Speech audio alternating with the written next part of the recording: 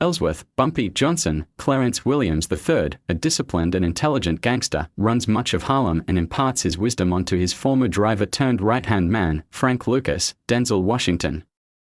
Johnson dies of a heart attack in 1968 at an electronics store. Frank dislikes the new, flashy gangsters and decides to take control. To gain money and power, he travels to Bangkok, Thailand, and with the help of his cousin, who is an army staff NCO, strikes a deal with a Chinese nationalist general in the Golden Triangle of Southeast Asia, who supplies him with pure heroin. Starting with a first shipment of 100 kilograms, Frank has the drugs transported back to America via military service planes. His final shipment comprises 2 tons hidden in the coffins of 7 dead U.S. soldiers from the Vietnam War. Newark Police Department Detective Richie Roberts, Russell Crowe, is juggling a failing marriage, late-night law school classes, and his police career. When Richie and his partner, Javier Rivera, discover nearly $1 million in unmarked bills in a car, Richie resists temptation and turns the money in.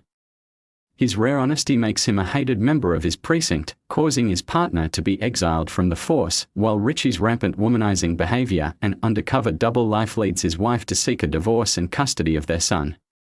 After his exiled partner dies from overdosing on blue magic, a relatively new and powerful type of heroin being sold for less money than its competition, Richie's honesty catches him a break when his superior Captain Lou Chubak, Ted Levine, puts him in charge of a newly created task force to stop major drug trafficking in Essex County, New Jersey by going after the actual supplier, rather than the middlemen. Richie handpicks honest cops and gets to work on finding who is supplying blue magic. Frank's unique drug supply enables him to sell pure heroin, as contrasted with the adulterated product sold by his rivals, and at a lower price, because he cut out the middlemen in the supply chain. He creates a brand, Blue Magic, and with an effective monopoly on quality product, Frank quickly makes a fortune and buys several nightclubs and apartments. He moves his family from North Carolina to New Jersey, where he purchases a large estate for his humble mother, Ruby D. His 5 brothers are enlisted as his lieutenants in the drug trade, forming the Country Boys, who work together to traffic and sell dope on Harlem streets. During his rise, Frank meets and falls in love with Eva Lamari Nadal, a Puerto Rican beauty queen. Through his discipline, organization, and willingness to kill those in his way, Frank quickly rises to the top of the Harlem drug and crime scene. As Frank's business prospers, he makes a point of operating quietly and dressing with a modest conservatism, both as a sign of strength and to avoid attracting the attention of the law.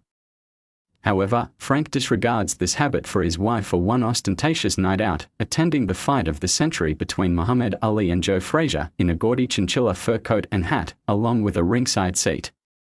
As it happens, Roberts is on duty observing the event and sees this unknown, but obviously wealthy person associating with high-level criminals, as well as having better seats than the Italian Mafia.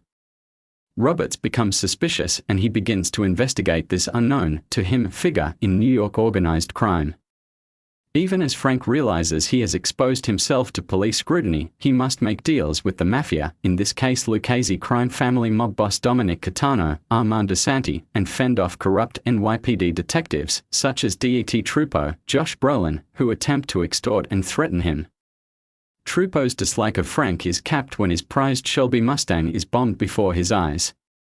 Frank must also contend with local crime figure Leroy Barnes, Cuba Gooding Jr., who is taking some of Frank's product, diluting it himself, and selling it under Frank's Blue Magic brand name. Unidentified assassins try to kill Frank's wife, further destabilizing him and threatening his marriage.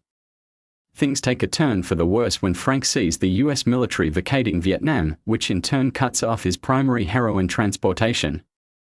His Kuomintang supplier sympathetically tells him quitting while you are ahead is not the same as quitting. Richie catches another break when his men witness Frank's cousin shooting a woman. They use the driver's predicament to get him to wear a wire. The wire allows Richie and his task force to discover when a plane carrying drugs is landing, though Richie is ordered to cease his search of the coffins by a federal agent who snarls an anti-Semitic slur at him. Trupo leads his band of police officers to Frank's mansion where they take Frank's emergency cash supply. Frank is enraged at what Trupo did and sets out to kill him and other associated officers. Frank's mother pleads that he not go through with it, and Frank decides not to murder Trupo. When the plane lands, Richie and his men follow the drugs into Newark's projects and obtain a warrant. A huge group of police and detectives attack the drug apartments en masse and a large shootout ensues. Frank is at church when the bust goes down, but he is arrested after the service ends. Frank and Richie finally meet, and Frank's attempts to threaten Richie are unsuccessful. Richie tells Frank that he will go to prison for the rest of his life unless he provides all the information he has, and accurately. With no other options, Frank decides to provide names of numerous other criminals, including his and Richie's common enemies, corrupt NYC detectives. Numerous corrupt cops are arrested, and a distraught trooper kills himself to avoid arrest. Richie, having passed the bar exam, prosecutes Frank. Sometime after the Lucas trial, he eventually leaves the prosecutor's office and becomes a defense attorney. The first client he takes is Frank. Because of his cooperation, Frank receives a relatively light sentence of 15 years rather than the original 70. He is arrested in 1975. At the film's end, he steps out of jail in 1991 significantly older and out of place, but with Richie waiting to pick him up.